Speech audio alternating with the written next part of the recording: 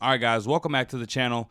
We got to talk about a story out of Florida where the trans community and their allies came to speak out about the Senate Bill 254, which would ban sexual reassignment surgery and drugs given to kids under 18 for that same purpose. So as we all know, there are several things that kids under the age of 18 can't do legally.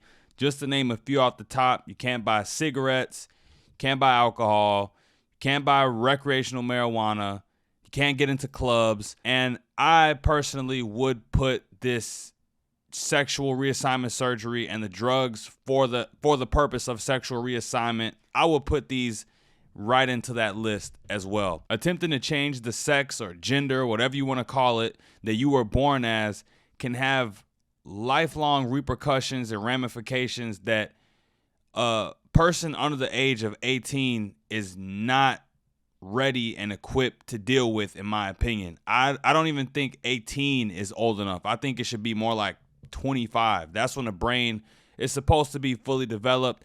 And I mean, I could just even speak from my own personal life. From 18 to 25 is so much more that I learned. I developed so much, like my own personality and my beliefs and everything. But according to these people, denying these surgeries, denying these drugs is not only wrong, but it's genocide. So we're about to get into this. Don't forget to like, comment, share, and subscribe while we watching. Now let's roll it. Hi, I was once a trans youth, and now I'm a happy 22-year-old trans adult student at New College of Florida. This is my health care. Ma'am, okay. Don't tread on it. Senator Yarborough has militarized the Florida GOP into the genital Gestapo.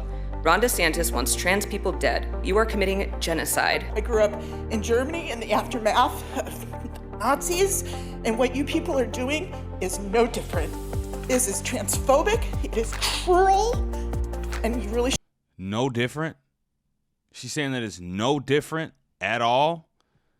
You know, look, I'm not going to hold her to that. I hope she didn't really mean that literally, but this is definitely not Nazi Germany going on right now in America with trans people. But let's continue. You should be ashamed. What you are doing by signing this bill is an act of war. The way it is, as it is now, my people will die. And that blood, if you support this bill, will be on your hands. I'm 12 years old, I'm non-binary. If you pass this bill, many of us will die. I deserve to live as long as all of you. We are humans too. When I was 2, I wanted to kill myself. By the time I was 15, I attempted to slice my own breasts off. When I was 2, I wanted to kill myself. How do you even know about offing yourself, deleting yourself at the age of 2? Yeah, he lost me with that one. I don't understand at all how a 2-year-old can have those type of thoughts or those type of feelings. At 2 years old, that should be the farthest thing away from your mind. So if that really was on your mind, I gotta question what type of upbringing you had, or if you are just completely making this up. I went to the ER because I was bleeding out. I'd also like to implore you all to remember that less than a week ago, gun law restrictions were loosened. And anyone who thinks it's a good idea to come and take my child, I dare you. Every time that I look at you guys in this committee, I realize more and more that you guys want to commit trans genocide and that our blood is on your hands. I am the parent of a transgender child who is almost 8 years old, and we are at the beginning of our journey. And what you're doing is taking away life-saving potential opportunity for me and my family. 8 years old. Transitioning a kid at 8 years old. I'm gonna just keep it moving. Save my comments to the end. My family. Every 45 seconds, a trans person makes an attempt on their life, meaning that one happened every 2 speakers that you saw this very moment. 10 years ago, that was me, and 1 year ago, that was one of my siblings. And tomorrow, it will be the children of people in this room. Your vote on this bill determines if that 45 seconds becomes 30. So let's talk about this. Pretty much everybody in this video said that if this bill passes, it will be genocide to trans people. But the truth is, these drugs and these surgeries aren't really life-saving. What they're arguing isn't that these drugs and these surgeries are actually going to save anyone's life. What they're saying is that without these drugs and without these surgeries, these people will be more likely to do harm to themselves, to delete themselves. And if that's the case, then what they're saying and what they're openly admitting is that these, the trans community has a problem with mental health, has a problem with mental instability. That's what they're saying. That's the quiet part that they're saying out loud. And to be honest, watching this video, seeing the way these people behave, seeing exactly how they're, blowing this out of proportion, I could believe it. I could definitely believe it. These don't look like mentally stable people to me. Now, it's a clip I want to play in regards to the notion that kids know who they are by the time they're, as early as 6, as early as 4, 5, 8. Kids know who they are, and we need to trust and believe in whatever they tell us, and that is being a good parent. Let's take a look at this clip. Because let's be clear, this is life-affirming and life-saving healthcare. When our children tell us who they are, it is our job as grown-ups to listen and to believe them.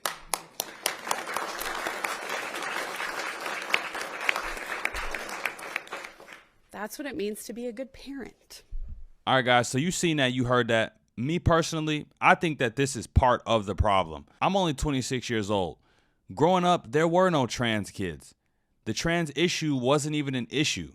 So this claim that, the trans community likes to make, that trans people have always been around, they just weren't comfortable enough, or society wasn't accepting enough, or the treatments weren't available enough for people to come out and be trans is absolutely ludicrous. Because if that's true, then we would have seen, if that's true and these drugs and these surgeries really are life-saving, we would have seen record numbers of trans people just deleting themselves and dying because they didn't have the treatments, they didn't have the drugs, they didn't have the surgeries.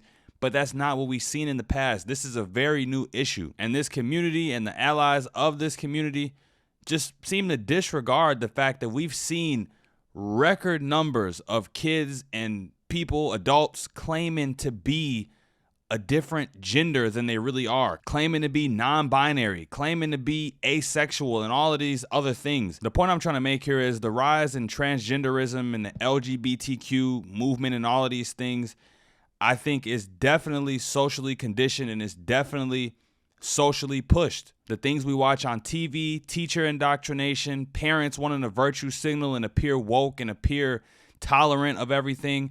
These are all factors that play into the rise in this mentality amongst kids, amongst these young, under 18-year-old kids who believe that they are and can be a different gender and don't feel right in the gender they are. We have a whole society affirming them and telling them that, if you don't feel right as the gender you were born as, then you probably are the opposite gender, and there's a surgery for you, there's a treatment for you that will make you feel better, that will save your life. The LGBTQ and trans movement is a new age social agenda, and if you aren't with it, then you receive a negative label upon you. And we all know that people don't like being called negative things. People don't like being called misogynist, racist, homophobic, transphobic, Islamophobic, whatever you name it.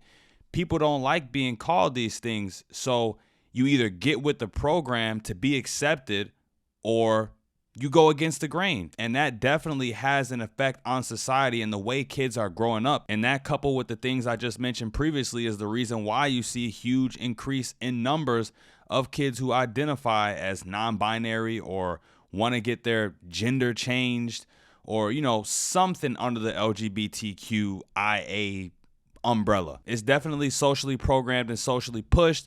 But again, like I said, because people don't like being called homophobic or transphobic, you can't even have a reasonable discussion about this without getting a label put on you. But that's all I got on this topic, you guys. Let me know what you thought about this in the comments down below. Don't forget to like, comment, share, and subscribe when you're at the door. And until next time, you guys, I'm out of here. Peace.